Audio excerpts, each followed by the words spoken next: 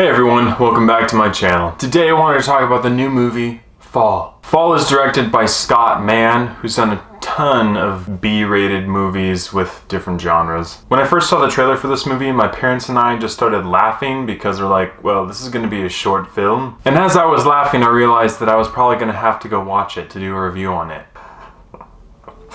Oh. Remember, I watch these movies so you don't have to. The synopsis is as follows. For best friends Becky and Hunter, life is all about conquering fears and pushing limits. However, after they climb 2,000 feet to the top of a remote, abandoned radio tower, they find themselves stranded with no way down. Now, their expert climbing skills are put to the ultimate test as they desperately fight to survive the elements, a lack of supplies, and vertigo-inducing heights. Without further ado, let's get into the 6 things that make a movie great. 1. The plot. The plot of this movie was slightly better than I expected, but what I expected was pretty bad, so that's not saying much. At the beginning of this movie, Becky sees her husband fall to his death, which causes Becky to go into a depression for almost a year, and all of a sudden, Hunter returns into her life and invites her to come climb this tower. Once they do it, they get stuck up there, and then they try everything they can to survive. There's a couple things to point out here. Regardless of what the synopsis says, Becky is not a skilled climber. In fact, she hates climbing. So if that was what they were trying to show, they did a really bad job of it. Hunter is more of the daredevil, professional climber, etc., etc. 2. I think this movie kind of did a throwing everything at the wall and seeing what stuck approach to making a movie, which is just not a good idea. They tried to incorporate a bunch of audio jump scares that were just annoying and didn't add anything to the movie, as well as a subplot having to do with relationships that, again, did absolutely nothing for this movie. There was one good twist near the end of the movie that I thought they did an okay job with, but most of what they threw at the wall slid right off. This movie really is just a cheaply made suspense thriller whose sister movies are buried in The Guilty, but this one falls way short of its competition. Plot gets a thumbs down. 2 is family friendliness. After watching this movie, I had no idea whether it was rated PG-13 or R. There's one F-bomb that I heard, there's a whole lot of profanity, including taking the Lord's name in vain quite a bit. There's a decent amount of blood and gore for a PG-13 movie, and some of the things that are done in order to survive are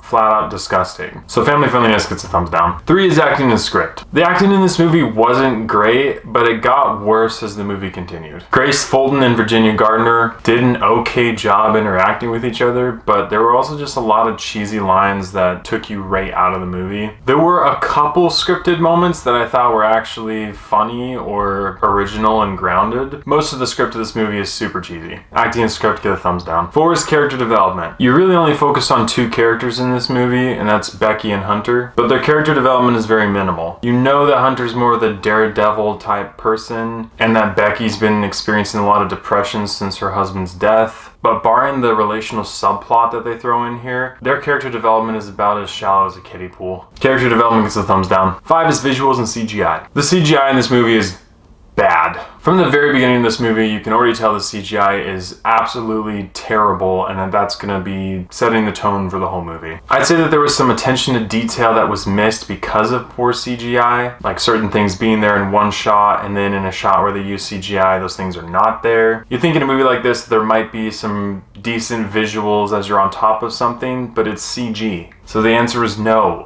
Visuals and CGI get a huge thumbs down. And 6 is rewatchability. Don't get me wrong, I know that movies like this are very difficult to make, and they're very limited as to what you can do with something like this, which means that it takes an excellent director and some really incredible acting performances to make it work, i.e. The Guilty. This movie didn't really have those things. For a movie that I joked was going to be a short film, it has a runtime of 1 hour and 47 minutes long, massive pacing issues, and I was bored for a lot of the movie. I would never watch this movie again, and I wouldn't wish that fate on anyone. Rewatchability gets a thumbs down. With all these areas considered, I have to give Fall a 3 out of 10. The acting performances were okay. They had a couple gold nugget script moments in a field of ashes, and a twist near the end of the movie that was actually pretty interesting. But everything else about this movie screamed B-rated and poorly made. Thank you so much for watching. If you've seen Fall, please let me know what you thought about it in the comments below. As always, I appreciate your love and support, and I'll catch you guys and gals